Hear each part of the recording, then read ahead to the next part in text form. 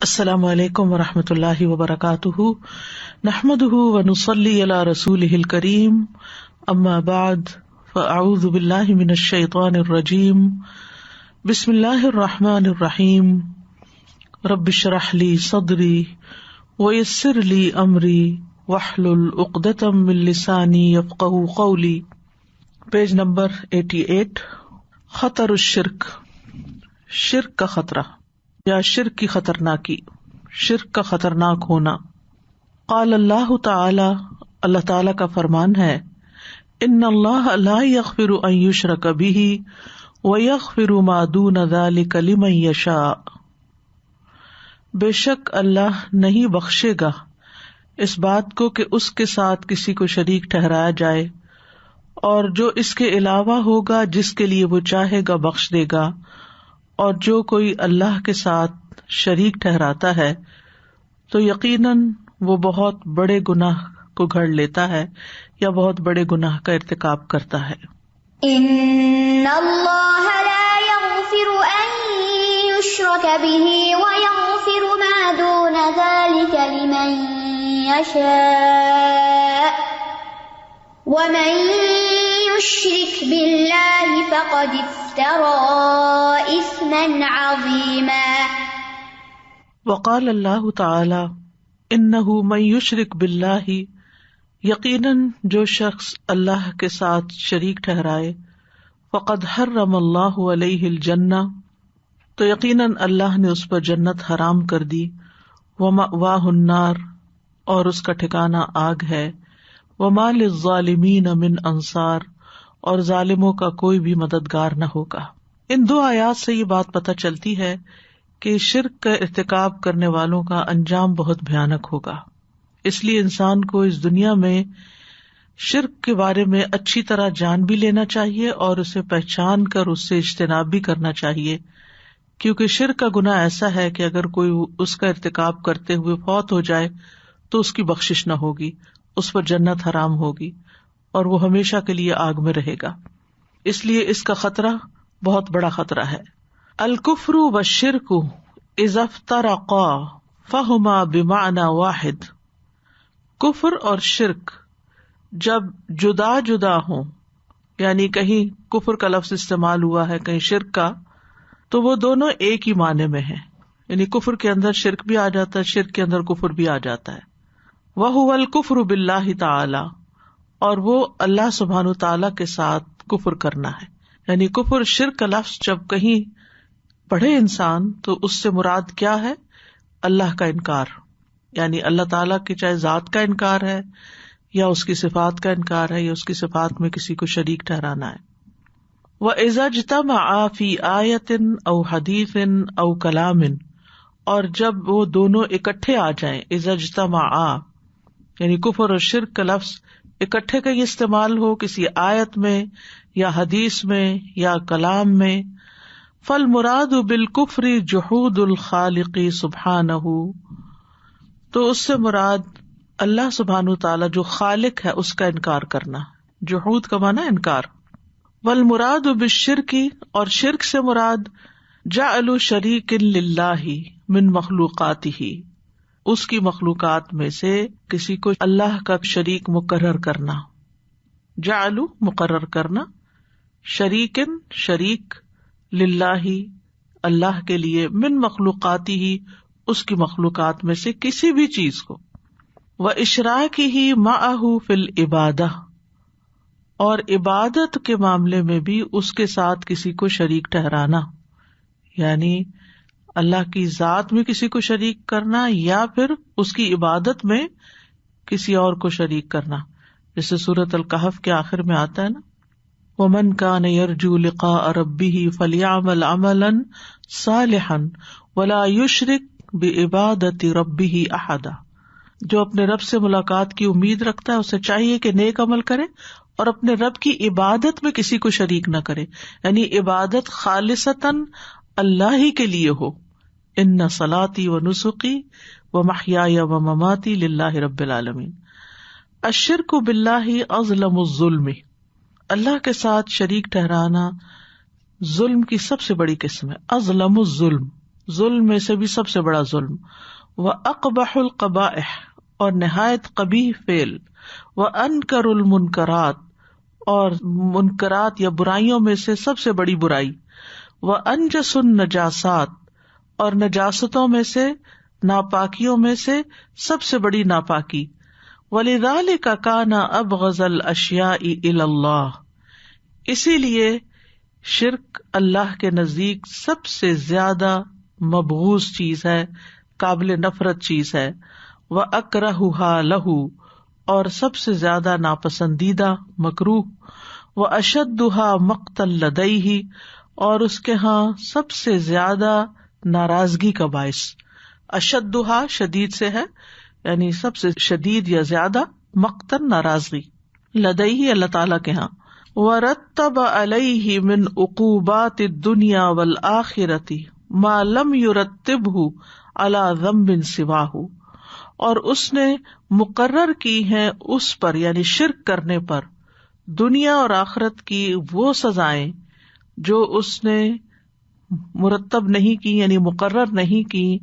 اس کے سوا کسی بھی اور گناہ پر، یعنی شرک کے علاوہ کسی گناہ پر ایسی سزا نہیں بتائی گئی دنیا آخرت میں جیسی شرک کے بارے میں ہے۔ وَأَخْبَرَ أَنَّهُ لَا يَغْفِرُهُ اور اس نے بتا دیا ہے، خبر دے دی ہے کہ وہ اس کو معاف نہیں کرے گا، وَأَنَّ أَهْلَهُ نَجَسٌ اور اس کے کرنے والے یعنی جو شرک کریں وہ ناپاک ہیں، وَمَنَعَهُم مِّن قُرْبَانِ حَرَمِهِ لِشِدَّةِ نَجَاسَتِهِمْ اور ان کو روک دیا اللہ نے اپنے حرم یعنی کعبۃ اللہ اور اس کے آس پاس کا جو علاقہ حرم کہلاتا ہے اس کے قریب آنے سے، لِشِدَّةِ نَجَاسَتِهِمْ ان کی نجاست کی شدت کی وجہ سے، کما قال سبحانہ جیسا کہ اللہ تعالیٰ کا فرمان ہے، یا ایھا الذین آمنوا اے لوگو جو ایمان لائے ہو، انما المشرکون نجس بے شک مشرک ناپاک ہیں، فلا یقربوا المسجد الحرام تو وہ مسجد حرام کے قریب نہ آئیں، بعد عامہم ھذا اپنے اس سال کے بعد۔ یہ سورۃ التوبہ کی آیت ہے جس سے پتہ چلتا ہے کہ جس سال نبی صلی اللہ علیہ وسلم نے حج کیا تھا اس سے 1 سال پہلے یہ اعلان ہوا تھا کہ آئندہ سال یہاں پر کوئی بھی مشرک نہیں آئے گا۔ وَإِنْ خِفْتُمْ عَيْلَةً اور اگر تم مفلسی سے ڈرتے ہو، فَسَوْفَ يُغْنِيكُمُ اللَّهُ تو ان قریب اللہ تمہیں غنی کر دے گا، من فضلہ اپنے فضل سے، یعنی اگر تم سمجھتے ہو کہ تمہارے کاروباری تعلقات متاثر ہوں گے، مشرک یہاں تجارت کرنے کے لیے نہیں آئیں گے تو پھر تم کھاؤ گے کہاں سے، تو اس کی فکر نہیں کرو، اللہ تمہیں اپنے فضل سے غنی کرے گا، لیکن مشرکین کو اللہ کے گھر کے قریب نہیں آنے دینا، انشاء اگر اس نے چاہا، ان اللہ علیم حکیم بے شک اللہ بہت علم والا خوب حکمت والا ہے۔ یا ایھا الذین آمنوا انما المشرکون نجس فلا يقربوا المسجد الحرام بعد عامهم هذا وَإِنْ خِفْتُمْ عَيْلَةً فَسَوْفَ يُغْنِيكُمُ اللَّهُ مِنْ فَضْلِهِ إِنْ شَاءَ إِنَّ اللَّهَ عَلِيمٌ حَكِيمٌ۔ وحرم سبحانہ ذبائح اہل الشرک اہل شرک کے ذبیحہ کو اللہ سبحانہ تعالیٰ نے حرام قرار دیا ہے۔ وقطع الموالات بینہم وبین المؤمنین اور ان کے اور مومنوں کے درمیان دوستی کا تعلق جو ہے یعنی دلی دوستی کا تعلق اس کو کاٹ دیا۔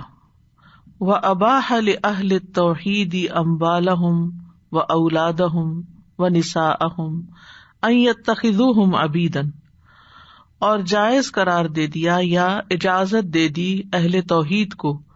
ان کے مال یعنی مشرکین کے مال اور اولاد اور بیویاں یا عورتیں کہ ان کو غلام بنا سکیں، جیسے مختلف جنگوں میں نبی صلی اللہ علیہ وسلم کے زمانے میں ہوا۔ وَنَجَاسَةُ الشِّرْكِ نَوْعَانِ شرک کی نجاست دو طرح کی ہے، نجاست مغلظۃ، شدید نجاست، و نجاست مخففۃ، اور خفیف نجاست یعنی ہلکی نجاست۔ فالنجاست المغلظۃ، تو شدید نجاست، ہی الشرک الاکبر، وہ شرک اکبر کی ہے، الذی لا یغفرہ اللہ عز وجل، جس کو اللہ سبحانہ تعالی معاف نہیں کرے گا۔ فإن اللہ لا یغفر ان یشرک بہ، تو بے شک اللہ تعالی نہیں بخشے گا اس بات سے کہ اس کے ساتھ شریک ٹھہرایا جائے، اذا مات العبد، جب بندہ مر جائے، ولم یتب منہ، اور اس نے اس سے توبہ نہ کی ہو۔ اگر کوئی زندگی میں توبہ کر لیتا ہے تو اس کا گناہ معاف ہو جائے گا، جیسے بہت سے لوگ نبی صلی اللہ علیہ وسلم کے زمانے میں اسلام لے آئے تو پچھلے سارے گناہ ان کے، چاہے وہ شرک تھا یا کفر تھا، کچھ بھی تھا، سب معاف ہو گئے۔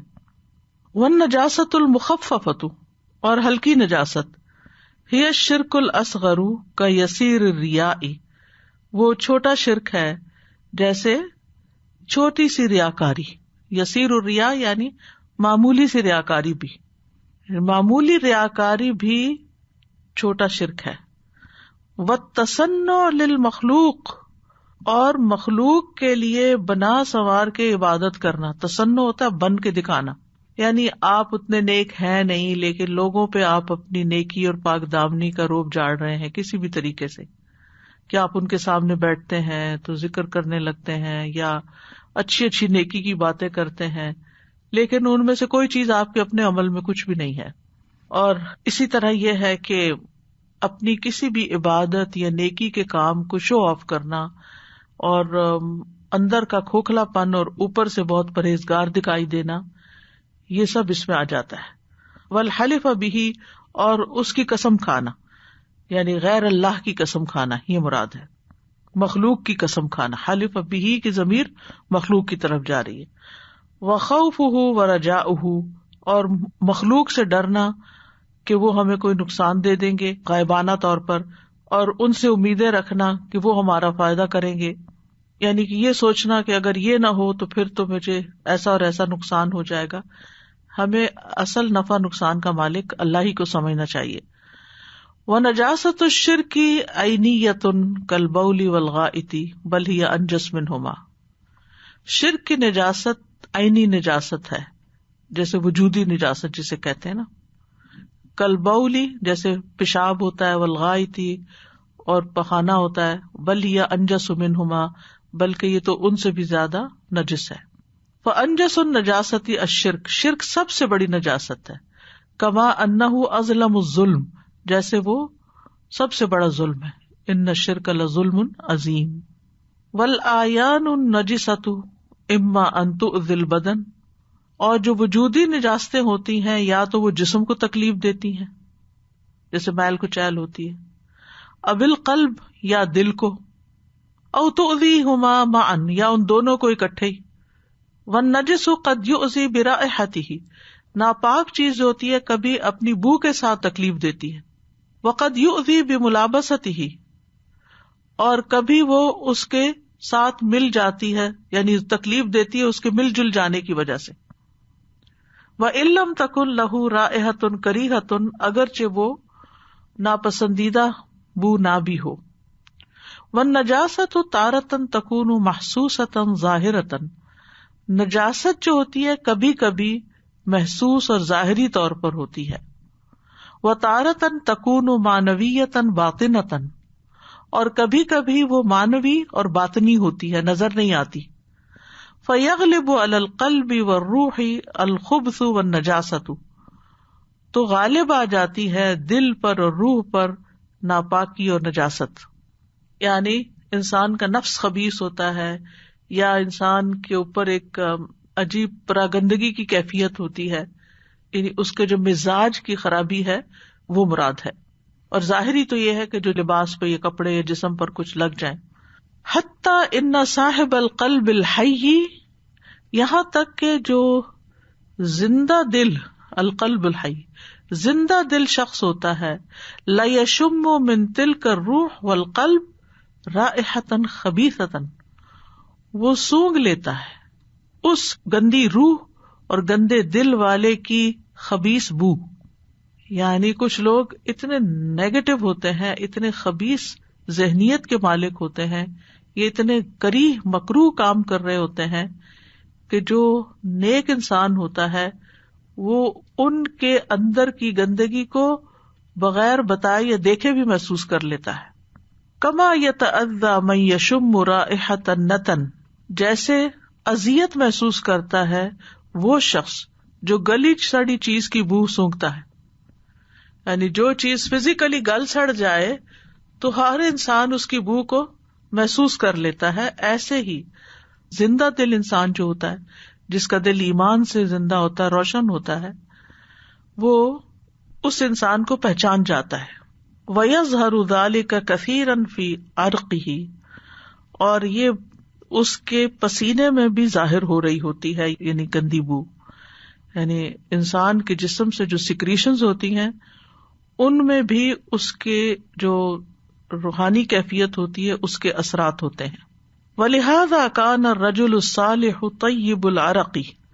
اسی لیے جو نیک انسان ہوتا ہے اس کا پسینہ بھی پاکیزہ ہوتا ہے. وَكَانَ رسول اللہ صلی اللہ علیہ وسلم، اور رسول اللہ صلی اللہ علیہ وسلم اطیب الناس عرقاً، سب سے زیادہ پاکیزہ تھے پسینے کے اعتبار سے. احادیث میں آتا ہے کہ ام سلیم کے ہاں بعض اوقات دوپہر کے وقت جاتے تھے، سخت گرمی ہوتی تھی تو آپ کے جسم سے پسینہ بہنے لگتا تھا جس کے قطرے ٹپکتے تھے. تو ام سلیم نے ایک شیشی رکھی ہوئی تھی جس میں وہ آپ کے پسینے کو جمع کرتی رہتی تھی کیونکہ اس میں سے خوشبو آتی تھی. وَإِذَا خَرَجَتِ النَّفْسُ الطَّيِّبَةُ مِنَ الْبَدَنِ، اور جب پاکیزہ روح جسم سے نکلتی ہے، یعنی فوت ہوتا ہے ایسا انسان، وُجِدَ لَهَا كَأَطْيَبِ نَفْحَةِ مِسْكٍ، تو اس کے لیے کستوری جیسی پاکیزہ خوشبو پائی جاتی ہے. وجدت علی ظہر الارض، جو زمین کی پشت پر پائی جاتی ہو، یعنی ایسی بہترین خوشبو جو زمین کی پشت پہ پائی جاتی ہو، آن دس پلانٹ یوں کہہ سکتے ہیں، وہ اس طرح کی خوشبو اس کی روح سے آتی. اور شاید میں نے پہلے بھی ایک دفعہ ذکر کیا تھا کہ مجھے ایک فرینچ کینیڈین نرس ملی تھی، مسلم ہے وہ، ہمارے ایک ریلیٹیو کی ان کے ساتھ شادی ہوئی تھی، تو ان سے ملاقات کے لیے جب گئی، مونٹریال میں ہوتی ہیں، 30 ایئر سے زیادہ ان کا نرسنگ کا ایکسپیرینس تھا، اور ان کی ڈیوٹی ایسے وارڈ میں تھی جو پیلیٹیو کیئر جو ہوتی، تو ان کے سامنے بے شمار لوگ فوت ہوئے. تو وہ کہتی ہیں کہ ایک مسلمان جب فوت ہوا تو پورا کمرہ خوشبو سے بھر گیا، اور تقریباً 7-8 منٹ تک وہ خوشبو اس جگہ پر رہی جسے سب نے محسوس کیا، اور پھر آہستہ آہستہ وہ ختم ہو گئی. تو کہتی آج تک مجھے سمجھ نہیں آئی کہ یہ کس چیز کی خوشبو تھی، کیونکہ اس کمرے میں اس سے پہلے، یعنی اس کے فوت ہونے سے پہلے ایسی کوئی خوشبو نہیں تھی. تو بہرحال کئی لوگ اس طرح کا تجربہ کرتے. امام بخاری کی قبر کے بارے میں آتا ہے، اگر آپ تاریخ پڑھیں امام بخاری کے بارے میں، کہ ان کے قبر سے کئی دن تک اتنی خوشبو آ رہی تھی کہ لوگوں نے اس کی مٹی اٹھانی شروع کر دی. پھر حاکم وقت کو یہ خوف آیا کہ کہیں ان کی قبر ننگی نہ ہو جائے، تو انہوں نے اس کے ارد گرد پھر لوہے کا جنگلہ لگوا دیا، اور ابھی تک وہ جنگلہ موجود ہے. اگر تصویر دیکھیں کبھی ان کی قبر کی، تو بہرحال ابھی تو وہ خوشبو شاید نہیں آتی، لیکن یہ ہے کہ اللہ تعالیٰ کبھی کبھی ایسی علامات یا ایسے نشانات دکھا دیتا ہے کہ جو پاکیزہ روح ہوتی ہے یا پاکیزہ خیالات والے لوگ ہوتے ہیں یا ویسے طہارت کا اہتمام کرتے ہیں، ان کی اپنی ایک خوشبو ہوتی ہے. اسی لیے جب جان نکالنے والے فرشتے آتے ہیں تو وہ آ کے کہتے ہیں کہ اے پاکیزہ روح جو پاکیزہ بدن میں تھی، نکل اور اپنے رب کی طرف چل. اور اس کے لیے جنت سے ایسا کفن لاتے ہیں روح کو لپیٹنے کے لیے جو خوشبودار ہوتا ہے. لیکن ضروری نہیں کہ ہر نیک بندے کے لیے یہ خوشبو ظاہر ہو، کسی کسی کے لیے کوئی کرامت ہو سکتی ہے. وَإِذَا خَرَجَتِ النَّفْسُ الْخَبِيثَةُ مِنَ الْبَدَنِ، اور جب ناپاک انسان کی روح جسم سے نکلتی ہے، وُجِدَ لَهَا كَأَنْتَنِ رِيحِ جِيفَةٍ، تو اس کی بو ایسی ہوتی ہے جیسے کسی سڑے ہوئے مردار کی. جیفا کہتے ہیں مردار کو، انتن سب سے زیادہ سڑے ہوئے، انتہائی سڑے ہوئے. وجدت علی وجہ الارض، جو زمین کی سطح پر پائی جاتی ہو. فالشرک اقبح القبائح، شرک سب سے بدترین قبیح ترین چیز ہے. وانجس النجاسات، سب سے زیادہ نجس چیز ہے. لأنہ ہدم لحق الرب، کیونکہ وہ رب کی حق تلفی ہے، اللہ رب العزت کے حق میں کمی کرنا ہے. ہضم ہوتا نا کسی چیز کا، کھا جانا، ختم کر جانا، ہضم کر جانا. وَتَنْقِيسٌ لِعَظَمَتِهِ، اور اس کی عظمت کو کم کرنا. وَسُوءُ ظَنٍّ بِهِ، اور اس سے برا گمان رکھنا. کما قال سبحانہ، جیسے کہ اللہ تعالیٰ کا فرمان ہے، وَيُعَذِّبَ الْمُنَافِقِينَ وَالْمُنَافِقَاتِ وَالْمُشْرِكِينَ وَالْمُشْرِكَاتِ، اور وہ عذاب دے گا منافق مردوں اور عورتوں کو اور مشرک مردوں اور عورتوں کو. کون ہے وہ؟ الظانین باللہ ظن السوء، جو اللہ کے بارے میں برا گمان رکھتے ہیں. علیہم دائرۃ السوء، ان پر بری گردش ہے.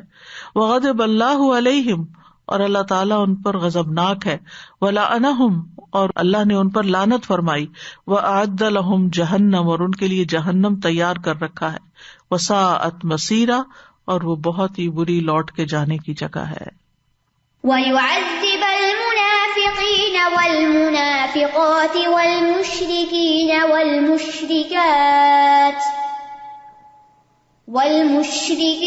وَالْمُشْرِكَاتِ الظَّانِّينَ بِاللَّهِ ظَنَّ السَّوْءِ عَلَيْهِمْ دَائِرَةُ السَّوْءِ وَغَضِبَ اللَّهُ عَلَيْهِمْ وَلَعَنَهُمْ وَأَعَدَّ لَهُمْ جَهَنَّمَ وَسَاءَتْ مَصِيرًا. فلم يجمع اللہ عز وجل على احد من الوعید والعقوبة ما جمع على اہل الاشراک، تو نہیں جمع کیا اللہ عز وجل نے کسی ایک پر بھی وعید اور عذاب کو جو اس نے شرک والوں پر جمع کر دیا. فإنہم ظنوا باللہ ظن السوء، کیونکہ انہوں نے اللہ کے بارے میں برا گمان کیا. وما قدر اللہ حق قدرہ، اور انہوں نے اللہ کی قدر نہیں کی جیسا کہ حق ہے اس کی قدر کا. اذ سووا بہ غیرہ، جبکہ انہوں نے اس کے ساتھ اوروں کو برابر قرار دے دیا. کما قال اللہ عن المشرکین، جیسا کہ اللہ تعالیٰ نے مشرکین کے بارے میں فرمایا، انہم یقولون لآلہتہم فی النار، کہ وہ اپنے الہوں کو آگ میں یعنی جہنم میں جا کے کہیں گے، تاللہ ان کننا لفی ضلال مبین، قسم اللہ کی یقیناً ہم کھلی گمراہی میں تھے. اذ نسویکم برب العالمین، جب ہم تمہیں رب العالمین کے برابر قرار دیتے تھے. تاللہ ان کننا لفی ضلال مبین اذ نسویکم برب العالمین. ومعلوم انہم ما سووہم باللہ فی الذات والصفات والافعال، اور یہ بات معلوم ہے کہ انہوں نے انہیں اللہ کی ذات، صفات اور افعال میں برابر نہیں کیا. ولا قالوا ان آلہتہم خلقت السماوات والارض، اور انہوں نے یہ بھی نہیں کہا کہ ان کے الہوں نے آسمان و زمین کو پیدا کیا ہے. ولا، اور نہ یہ کہا انہا تحیی و تمیت، کہ ہمارے بت جو ہیں وہ زندگی اور موت دیتے ہیں. وانما سووها به فی محبتہم لہا، اور بے شک انہوں نے انہیں برابر قرار دیا تھا اللہ کے بھی، ان کی محبت کی وجہ سے، یعنی انہوں نے ان معبودوں سے ایسی محبت کی جیسے اللہ سے محبت کرنی چاہیے. وتعظیمہم ایہا، اور ان کی تعظیم کی وجہ سے. وعبادتہم لہا، اور ان کی عبادت کی وجہ سے. انہوں نے عبادت، تعظیم اور محبت میں اپنے معبودوں یا الہوں کو اللہ کے برابر کر دیا تھا. فما قدر اللہ حق قدرہ من جعل له عدلا وندا وشریکا یحبہ کحب اللہ، اس شخص نے اللہ کی قدر ہی نہیں کی جیسا کہ حق ہے اس کی قدر کرنے کا، جس نے اس کے لیے برابری کرنے والا، عدلا وندن اور مد مقابل، وشریکن اور شریک ٹھہرایا، یحبہ کحب اللہ، اس سے ایسی محبت کرتا ہے جیسے اللہ سے محبت کرنی چاہیے. ویخافہ، اور اس سے ڈرتا ہے، ویرجوہ، اور اس سے امید رکھتا ہے. وَيُذِلُّ لَهُ اور اس کے لیے عاجزی اختیار کرتا ہے، وَيَخْضَعُ لَهُ اور اس کے لیے خشوع و خضوع اختیار کرتا ہے، وَيَهْرُبُ مِن سَخَطِهِ اور اس کے غصے سے بھاگتا ہے، وَيُؤْثِرُ مَرْضَاتِهِ اور اس کی رضا کو ترجیح دیتا ہے، وَهَذَا هُوَ الضَّلَالُ الْبَعِيدُ اور یہ ہے بہت دور کی گمراہی، وَالْإِفْتِرَاءُ الْعَظِيمُ اور بہت بڑا بہتان، وَالظُّلْمُ الْكَبِيرُ اور بہت بڑا ظلم۔ أَئِفْكًا آلِهَةً دُونَ اللَّهِ تُرِيدُونَ فَمَا ظَنُّكُمْ بِرَبِّ الْعَالَمِينَ کیا گھڑے ہوئے معبودوں کو اللہ کے سوا تم چاہتے ہو، یعنی جو مصنوعی معبود ہے، افکن کا مطلب ہے گھڑے ہوئے، آلہتن معبودوں کو، دون اللہ تریدون اللہ کو چھوڑ کے تم چاہتے ہو کہ وہ تمہارے الہ ہوں، فما ظنکم برب العالمین تو رب العالمین کے بارے میں تمہارا کیا گمان ہے، تم کیا سوچتے ہو؟ أَئِفْكًا آلِهَةً دُونَ اللَّهِ تُرِيدُونَ فَمَا ظَنُّكُمْ بِرَبِّ الْعَالَمِينَ فما ظننتم به من السوء حتى عبدتم معه غیرہ تو جو تم نے اللہ کے بارے میں گمان کیا برا یا بدگمانی کی، بہی سے مراد اللہ سبحانہ وتعالی، حتیٰ کہ تم نے اس کے ساتھ اوروں کی عبادت شروع کر دی، یعنی جو تمہارا برا گمان تھا اس کی بنا پر تم اوروں کے پیچھے چلے گئے، نہیں تم نے اللہ کو اس قابل نہیں سمجھا کہ وہ سب کچھ کر سکتا ہے کہ تمہیں اوروں کی ضرورت پڑ گئی، یہ مراد ہے۔ فإن المشرک اما ان يظن ان اللہ عز وجل يحتاج الى من يدبر امر العالم معه من وزیر او ظہیر او عون، فإن المشرک تو بے شک مشرک اما یا تو ان یظن وہ گمان کرتا ہے، ان اللہ عز وجل کہ اللہ عز وجل یحتاج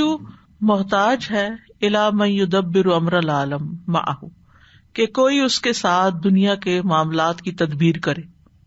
من وزیر کوئی اس کا وزیر ہو، ظہیر یا پشت پناہ ہو، او عون یا مددگار ہو۔ یعنی یہ جو مشرکین ہیں وہ کسی کو بھی اللہ کے ساتھ کیوں برابر قرار دیتے ہیں؟ کیا وہ یہ سمجھتے ہیں کہ اللہ تعالیٰ کو کسی مددگار کی ضرورت ہے کائنات کا نظام چلانے میں؟ وَهَذَا أَعْظَمُ التَّنْقِيص یہ سب سے بڑھ کر مرتبہ گھٹانا ہے، لمن هو غنی عن كل ما سواه بذاته اس کا جو ہر ایک سے اپنے سوا غنی ہے، یعنی اپنی ذات کے سوا وہ ہر ایک سے غنی ہے، وَكُلُّ مَا سِوَاهُ فَقِيرٌ إِلَيْهِ بِذَاتِهِ اور اس کے علاوہ جو بھی ہیں وہ اپنی ذات میں اسی کے فقیر ہیں، یعنی اللہ ہی کے محتاج ہیں، جیسے قرآن مجید میں آتا ہے یا ایھا الناس انتم الفقراء الی اللہ۔ وہ اما اب یہ چونکہ برے گمان کی بات ہوئی نا اللہ سبحانہ وتعالیٰ کے بارے میں کہ شرک کی وجہ کیا ہے کہ اللہ تعالیٰ کو نہ پہچاننا، اس کے بارے میں برا گمان رکھنا، تو اس کی کیا قسمیں ہو سکتی ہیں؟ ایک تو یہ جو ابھی بیان ہوئی، نیکسٹ کیا ہے؟ وہ اما یظن یا تو پھر وہ یہ سوچتا ہے انہ تعالی کہ اللہ تعالی انما تتم قدرتہ بقدرت الشریک کہ اللہ کی قدرت مکمل ہوتی ہے شریک کی قدرت ملا کے، یعنی اللہ کے پاس اکیلے اتنی قدرت طاقت نہیں جب تک کوئی شریک ساتھ نہ ملے، نعوذ باللہ۔ وَإِمَّا أَن يَظُنُّ اور یا تو پھر وہ یہ سوچتا ہے بِأَنَّهُ لَا يَعْلَمُ کہ وہ نہیں جانتا حَتَّى يُعْلِمَهُ الْوَاسِطَةُ حتیٰ کہ بیچ والا اس کو کچھ بتائے، یعنی اللہ سبحانہ تعالیٰ کو ڈائریکٹلی نہیں پتا چلتا کہ بندے کی کیا ضرورت ہے، تو کوئی بیچ کا واسطہ وسیلہ جو ہے وہ آ کے بتاتا ہے کہ آپ فلاں کی مدد کر دیں، اس لیے لوگ وسیلے بناتے ہیں۔ او لا یرحم حتی یجعلہ الواسطۃ یرحم یا وہ سمجھتے ہیں کہ وہ رحم نہیں کرتا یا نہیں کرے گا یہاں تک کہ کوئی واسطہ اسے رحم کرنے پہ مجبور کرے، یعنی وہ خود تو رحم نہیں کرے گا، کوئی بیچ میں ہوگا بزرگ، کوئی دیوی دیوتا، تو وہ اللہ تعالیٰ کو مجبور کرے گا کہ فلاں بندے پہ رحم کر دیں۔ او لا یکفی عبدہ وحدہ یا وہ اپنے بندے کو کافی نہیں، وحدہ اکیلا وہی، یعنی اللہ کافی نہیں تو اوروں کی ضرورت پڑ گئی. او لا یفعل، یا اللہ تعالیٰ وہ کر نہیں سکتا ما یرید العبد، جو بندہ چاہتا ہے، حتی یشفع عندہ الواسطۃ، حتی کہ اس کے ہاں کوئی واسطہ وسیلہ بیچ کا میڈیٹر جو ہے وہ شفاعت کرے، سفارش کرے. کما یشفع المخلوق عند المخلوق، جیسے کوئی مخلوق کے پاس جا کے سفارش کرتی. فیقبل شفاعتہ لحاجتہ الی الشافع وانتفاع بہ، تو اس کی شفاعت کو وہ قبول کرتا ہے اس کی حاجت پوری کرنے کے لیے سفارشی کی طرف، اور اس سے فائدہ اٹھانا ہوتا ہے. او لا یجیب دعاء عبادہ، یا اس کا برا گمان یہ ہے کہ اللہ اپنے بندے کی دعا نہیں سنتا. حتی یسأل الواسطۃ، یہاں تک کہ وہ واسطے سے سوال کرتے ہیں، ان ترفع تلک الحاجات الیہ، کہ اللہ کی طرف وہ ان کی حاجتیں جا کے پہنچائیں. کما ہوا حال ملوک الارض، جیسے زمین کے بادشاہوں کا حال ہوتا ہے. وہذا اصل الشرک، اور یہ شرک کی بنیاد ہے کہ بہت سے لوگوں کو یہ خیال ہوتا ہے کہ اللہ ہماری نہیں سنے گا، ہم تو گناہگار لوگ ہیں، تو ہمیں چاہیے کوئی نیک بندہ جس کی اللہ سنے تو بس پھر ہم اس کو آگے کر دیں. او یظن، یا وہ گمان کرتا ہے، انہ لا یسمع دعاءہم لبعدہ عنہم، کہ وہ ان کی دعا نہیں سنے گا کیونکہ وہ ان سے بہت دور ہے. حتی یرفع الوسائط الیہ، یہاں تک کہ وسیلے واسطے اس کی طرف اس کو اٹھا کے لے جائیں. او یظن ان للمخلوق علیہ حقا، یا وہ سمجھتا ہے کہ مخلوق کا اس پر کوئی حق ہے. فہو یقسم علیہ بحق، تو وہ اس پر قسم ڈالتا ہے اس حق کی. ذالک المخلوق، یہ مخلوق، علیہ اس پر، یعنی یا تو وہ سمجھتا ہے کہ جو مخلوق کا حق ہے ویسے تو نہیں ملے گا جب تک یہ واسطہ وسیلہ اللہ پہ قسم نہ ڈال دے. وَيَتَوَسَّلُ إِلَيْهِ بِهِ، اور وہ اس کی طرف وسیلہ بناتا ہے. کما یتوسل الناس الی الملوک، جیسے وسیلہ بناتے ہیں لوگ بادشاہوں کی طرف. والاکابر، اور بڑوں کی طرف. بمن یعز علیہم، جو ان کے ہاں معزز ہوتا ہے. ولا یمکنہم مخالفتہ، اور ان کے لیے ان بڑوں کی مخالفت ممکن نہیں ہوتی. یعنی دنیا میں کیا ہوتا ہے کہ جو وسیلے واسطے بناتے ہیں لوگ بڑوں تک جانے کے لیے، تو وہ اس لیے بناتے ہیں کہ ہماری بات تو یہ کوئی بڑے آفیسر جو ہیں یہ سنیں گے نہیں، یا کوئی دنیا کا بادشاہ ہماری بات سنے گا نہیں، تو بہتر ہے کہ ہم کسی ایسے شخص کو آگے کریں جس کی بات وہ سن لیں. تو انہوں نے نعوذ باللہ اللہ تعالیٰ کو دنیا کے بادشاہوں پر قیاس کر لیا. وَكُلُّ هَذَا تَنَقُّصٌ لِلرَّبِّ، یہ ساری باتیں رب کے حق میں مقام میں کمی کرنا ہے. وَحَزْمٌ لِحَقِّ الْإِلَٰهِ، اور الہ کے حق میں حق تلفی ہے. وَلَوْ لَمْ يَكُنْ فِيهِ إِلَّا نَقْصُ مَحَبَّةِ اللَّهِ وَخَوْفِهِ وَرَجَائِهِ، اور اگر یہ نہ ہوتا، لو لم یکن فیہ، اور اگر اس میں یہ بات نہ ہوتی مگر یہ کہ اللہ کے محبت اور خوف اور رجا میں کمی، یعنی اس وقت ہوتی ہے یہ چیز کسی انسان کے اندر جب اس کے اندر یہ تین چیزیں نہیں ہوتی. والتوکل علیہ، اور اس پر توکل. والانابۃ الیہ، اور اس کی طرف رجوع. من قلب المشرک، مشرک کے دل سے. وذالک بسبب قسمتہ ذالک بینہ سبحانہ وبین من اشرک بہ، اور یہ اس وجہ سے ہوتا ہے کہ وہ بانٹ دیتا ہے، قسمت ہو یعنی تقسیم کر دیتا ہے اس چیز کو اللہ سبحانہ و تعالیٰ کے درمیان اور اس کے درمیان جس کو وہ شریک ٹھہراتا ہے، یعنی اس کے اندر وہ صفات ڈھونڈتا ہے یا اس سے محبت اتنی کرتا ہے اور توکل اس پہ کرتا ہے اور اس کی طرف اس کا دل لوٹتا ہے. فینقص ویضعف ذلک التعظیم، تو کمی ہو جاتی ہے اور ویضعف، اور کمزور ہو جاتی، یعنی کمی کمزوری ہو جاتی ہے اس تعظیم میں. والخوف والرجاء والمحبت، خوف رجاء اور محبت میں بھی. بسبب صرف اکثرہ او بعضہ الی من عبدہ من دونہ لکفی فی شناعتہ. او بعضہ، بسبب صرف اکثر، ان کے اکثر یا بعض کی وجہ سے، الی من عبدہ، اس کی طرف جس کی وہ عبادت کرتے ہیں، من دونہ، اس کے سوا یعنی اللہ تعالیٰ کے سوا، لکفا فی شناعتہ، تو یہ اس کی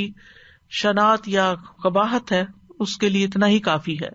کہ وہ اللہ تعالیٰ کا خوف رکھنے اور امید رکھنے اور محبت رکھنے کی بجائے اوروں کو اس میں شریک کر لیتا ہے۔ فالشرک کلہ تنقص لرب العالمین، شرک جو ہے سارے کا سارا رب العالمین کے حق میں کمی کرنا ہے۔ شاء المشرک ام ابا، مشرک چاہے مانے یا انکار کرے، یا اس کی نیت ہو یا نہ ہو، یعنی مشرک کی نیت ہو یا نہ ہو، بہرحال وہ اللہ کے حق میں کمی کر رہا ہوتا ہے۔ وَلِهَذَا اقْتَضَى حَمْدَهُ سُبْحَانَهُ وَكَمَالُ رُبُوبِيَّتِهِ أَلَّا يَغْفِرَهُ، وَلِهَذَا اسی لیے اقتضا حمدہ، اس کی تعریف کا تقاضا ہے سبحانہ تعالیٰ کی، اور اس کی ربوبیت کے کمال کا تقاضا ہے کہ وہ ان کو نہ بخشے، یعنی اللہ سبحانہ تعالیٰ کی جو تعریف اور مقام ہے اس کا تقاضا ہے، اور اس کی ربوبیت کا تقاضا ہے کہ ایسے لوگوں کو جو اس کے حق میں کمی کرتے ہیں، اس کی شان میں کمی کرتے ہیں، ان کو پھر وہ نہ معاف کرے۔ وَأَن يُخَلِّدَ صَاحِبَهُ فِي النَّارِ، اور اس کے کرنے والے کو ہمیشہ آگ میں ڈالے۔ وَيَجْعَلَهُ أَشْقَى الْبَرِيَّةِ، اور اس کو مخلوق میں سے سب سے بدبخت کر دے۔ یہ جتنی باتیں اوپر گزری ہیں نا، یہ جو وضاحت انہوں نے کی ہے کہ شرک کی بنیادی وجہ اللہ سبحانہ تعالیٰ کے مقام کو نہ پہچاننا اور اس میں ڈائریکٹلی یا انڈائریکٹلی کمی سمجھتے ہوئے اوروں کی طرف متوجہ ہونا اور ان سے شدید محبت رکھنا، چاہے بت ہوں، چاہے بزرگ ہوں، چاہے دیوتا دیوی ہوں، تاکہ نعوذ باللہ اللہ کی وہ کمی یہ پوری کریں۔ تو چونکہ الحمدللہ رب العالمین، ساری اللہ کی مخلوق ہے، ساری حمد اس کی ہے، تو جو اس کی تعریف یا شان میں کمی کرتے ہیں تو اس کی شان کا پھر تقاضا یہ ہے کہ پھر وہ ان کو پکڑے اور ان کو معاف نہ کرے۔ فلا تجد مشرکا قط الا وهو منتقص للہ سبحانہ، آپ کبھی بھی نہیں دیکھیں گے کسی مشرک کو مگر اس حال میں کہ وہ اللہ کے حق میں کمی کر رہا ہوگا۔ وَإِن زَعَمَ أَنَّهُ يُعَظِّمُ، خواہ وہ دعویٰ کیوں نہ کرے کہ وہ اللہ کو بہت عظیم مانتا ہے، بذالک الشرک، اس شرک کی وجہ سے، یعنی شرک کی بنا پر وہ کمی تو بہرحال کرتا ہے، چاہے وہ کہ نہیں وہی بڑا ہے۔ اور اکثر وہ کہتے ہیں سب سے بڑا تو اوپر والا ہی ہے، لیکن پھر جن کو ساتھ شریک ٹھہرا لیتے ہیں وہ شریک ٹھہرانا ہی کمی کرنا ہے۔ کما انک لا تجد مبتدعا وهو متنقص للرسول صلی اللہ علیہ وسلم، اسی طرح آپ کسی بدعتی کو نہیں پائیں گے مگر یہ کہ وہ رسول اللہ صلی اللہ علیہ وسلم کے حق میں کمی کر رہا ہوتا ہے۔ وَإِن زَعَمَ أَنَّهُ مُعَظِّمٌ لَهُ، ہاں وہ یہ دعویٰ کرے کہ وہ ان کی بڑی تعظیم کرتا ہے، بِتِلْكَ الْبِدْعَةِ، یہ بدعت ایجاد کر کے، فَإِنَّهُ يَزْعُمُ، کیونکہ وہ دعویٰ کر رہا ہے، انها، کہ یہ بدعت خیر من السنت، اس سنت سے بہتر ہے، وہ اولا اور زیادہ مقدم ہے۔ او یزعم، یا وہ سمجھتا ہے، انها ہی السنہ، کہ بدعت ہی سنت ہے، ان کان جاہلا، اگر وہ جاہل ہو۔ یعنی دو طرح کے مبتدع ہوتے ہیں، ایک جاہل ہوتے ہیں تو پتہ ہی نہیں کیا سنت ہے کیا نہیں، ہر نیکی کا کام چاہے وہ بدعت ہی کیوں نہ ہو اس کو سنت سمجھ کے کر رہے ہوتے ہیں، اور دوسرے کیا سمجھتے ہیں کہ یہ زیادہ اچھا طریقہ ہے۔ وَإِن كَانَ مُسْتَبْصِرًا فِي بِدْعَتِهِ فَهُوَ مَشَاقٌ لِلَّهِ وَرَسُولِهِ، اگرچہ وہ اپنی بدعت میں سمجھدار ہو، مستبصر کا مطلب ہوتا ہے یعنی دیکھنے والا، یعنی سمجھ آ رہی ہے اس کو سب، فَهُوَ یعنی پر وہ کیا ہے، مخالفت ہے، شاق اللہ ورسولہ آتا، وہ مخالفت ہے اللہ اور اس کے رسول کی، یعنی دنیاوی معاملات میں کوئی بدعتی کتنا بھی سمجھدار ہوشیار کیوں نہ ہو، لیکن اگر وہ اپنی بدعت کو کر رہا ہے اور اس کو بھی جانتے بوجھتے ہوئے کر رہا ہے تو یہ دراصل اللہ اس کے رسول کی مخالفت کر رہا ہے، یعنی جو جان بوجھ کے بدعت کرتا ہے وہ دراصل مخالفت کر رہا ہوتا ہے۔ وَلِهَذَا جَعَلَ اللَّهُ الْبِدْعَةَ قَرِينَةَ الشِّرْكِ فِي كِتَابِهِ، اسی لیے اللہ سبحانہ تعالیٰ نے بدعت کو شرک کے ساتھ ملا دیا، قرین ہوتا ہے ساتھی، فی کتابی اپنی کتاب میں، کما قال سبحانہ جیسا کہ اللہ تعالیٰ کا فرمان ہے، قل انما حرم ربی الفواحش کہہ دیجیے بے شک میرے رب نے تو حرام کر رکھا ہے بے حیائیوں کو، ما ظہر منہا وما بطن جو ظاہری ہوں اور جو باطنی ہوں، والاثم والبغی اور گناہ اور بغاوت کے کام، سرکشی کے کام، بغیر الحق ناحق، وان تشرکوا باللہ ما لم ينزل به سلطانا اور یہ کہ تم اللہ کے ساتھ کسی کو شریک ٹھہراؤ جس کی اللہ نے کوئی دلیل نہیں اتاری، وان تقولوا علی اللہ ما لا تعلمون اور یہ کہ تم اللہ کے بارے میں وہ باتیں کہو جو تم جانتے ہی نہیں ہو۔ تو یہاں پر آپ دیکھیں کہ شرک کے بعد جو بات کہی گئی ہے نا، وَأَن تَقُولُوا عَلَى اللَّهِ مَا لَا تَعْلَمُونَ، تو یہ بدعت کی طرف اشارہ ہے کہ وہ باتیں دین میں ایجاد کرنا جو دین میں ہے ہی نہیں، یعنی دین کے نام پر ان تقولوا علی اللہ ما لا تعلمون۔ قل انما حرم ربي الفواحش ما ظهر منها وما بطن والإثم والبغي بغير الحق وأن تشركوا بالله ما لم ينزل به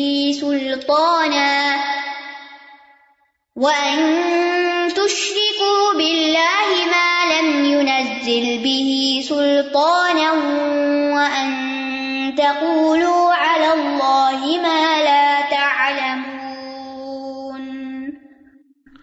وَأَمَّا نَجَاسَةُ الذُّنُوبِ وَالْمَعَاصِي جہاں تک گناہوں اور معاصی کی نجاست کا تعلق ہے،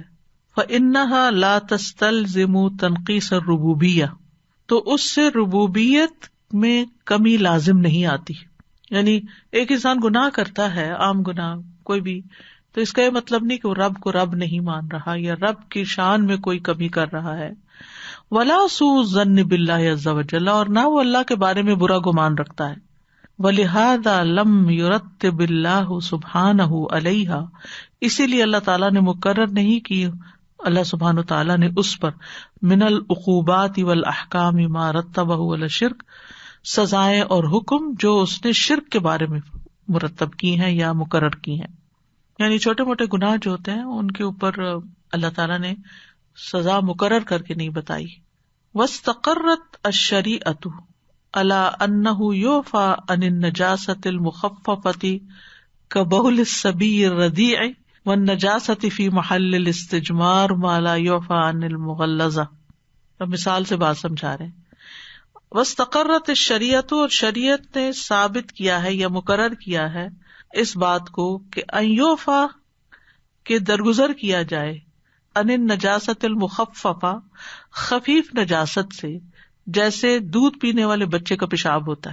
ہے تو پیشاب، لیکن اس پر چھینٹے بھی مار دیں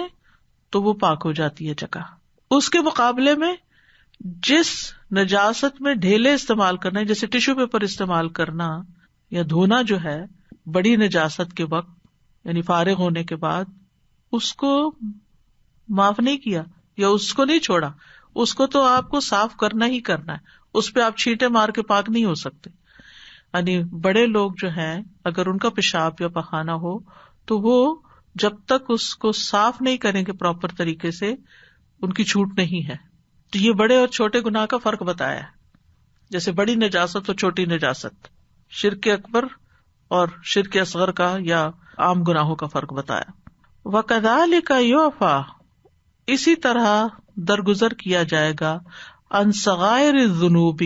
چھوٹے چھوٹے گناہوں سے، ما لا یوفی عن الکبائر